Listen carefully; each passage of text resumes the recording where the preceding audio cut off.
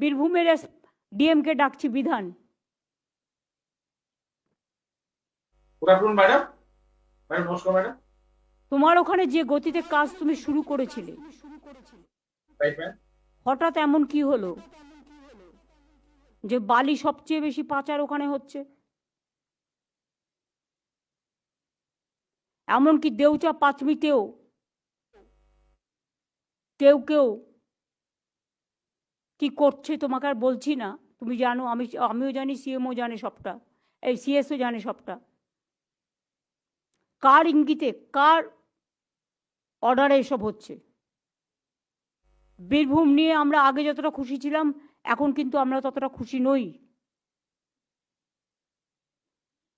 যেখানে লিকেজ হচ্ছে, আমি তোমার সময় দিচ্ছি, 7 দিনের মধ্যে এগুলোকে রিকভারি করো। যখন তোমরা 5 মিনিট 205 মিনিট জমি নিলে,